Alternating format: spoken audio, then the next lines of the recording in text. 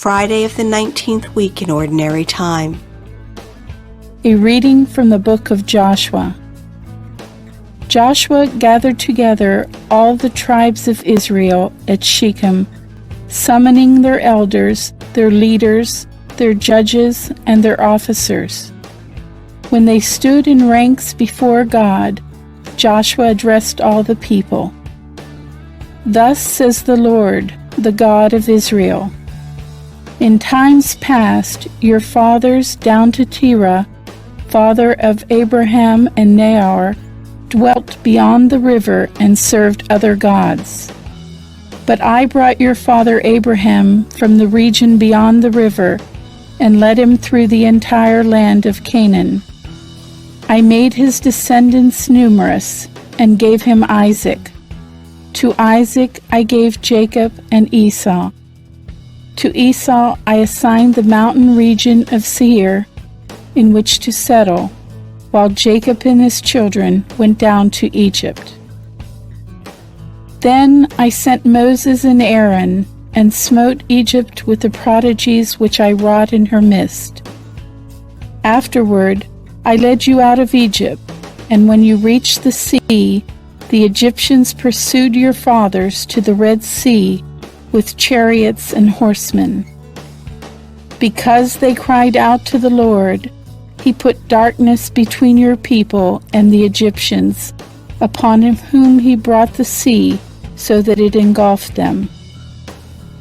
After you witnessed what I did to Egypt, and dwelt a long time in the desert, I brought you into the land of the Amorites, who lived east of the Jordan.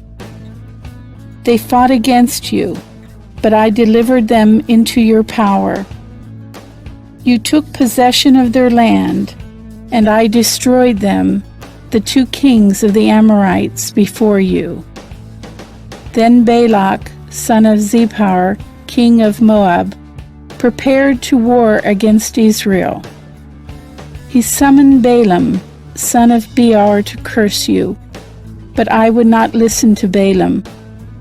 On the contrary, he had to bless you, and I saved you from him. Once you crossed the Jordan and came to Jericho, the men of Jericho fought against you, but I delivered them also into your power. And I sent the hornets ahead of you that drove them, the Amorites, Perizzites, Canaanites, Hittites, Girgashites, Hivites, and Jebusites out of your way. It was not your sword or your bow. I gave you a land that you had not tilled, and cities that you had not built to dwell in. You have eaten of vineyards and olive grove which you did not plant. The word of the Lord. The responsorial psalm. The response is, His mercy endures forever. Give thanks to the Lord, for He is good, for His mercy endures forever. Give thanks to the God of gods, for His mercy endures forever. Give thanks to the Lord of lords, for His mercy endures forever. His mercy endures forever. Who led His people through the wilderness, for His mercy endures forever.